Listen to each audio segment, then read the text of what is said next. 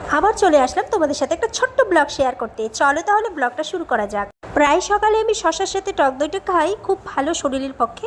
তো এদিকে দেখো আজকে আমার বড় খাচ্ছে আমার সাথে।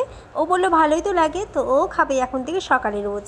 তো আজ ছিল পূর্ণিমা, তাই আমি সকাল সকালই স্নানটা সেরে নিয়েছিলাম, শাড়ি পরে চলে গেলাম উপরের ঘরে। ওদের ঘরে আজকে পূর্ণিমার সত্যনারায়ণের পুজো হবে, তো চলো ওই পুজোতেই এসেছি। এসে দেখি পুজো প্রায় শুরু হয়ে গেছে, মানে যজ্ঞটা হবে তারপরে পুজো কমপ্লিট হবে। খুব ভালো লাগলো আজকের পুজো দিনটা।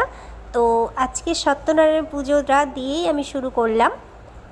তো চলো আমাদের তারপর প্রসাদের খাওয়ার পালা। এই তো পুজোও কমপ্লিট, প্রসাদও খাওয়া শুরু করে দিয়েছি। এখানে দেখো প্রসাদ বাড়ছিল আর এখানে চিনি হচ্ছিল। চিনিটা আমার বেশি ভালো লাগে।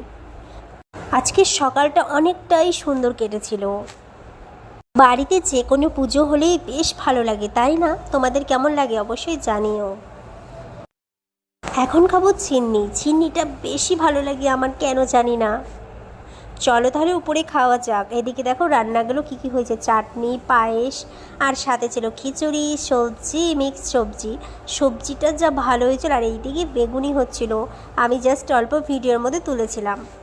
চলো তাহলে এখন খাওয়া যাক। এখন বাজে প্রায় দুপুর 2টো, আমরা বসেছিলাম খেতে। প্রসাদগুলো হেভি হয়েছিল। কেমন লাগলো তোমাদের অবশ্যই জানিও।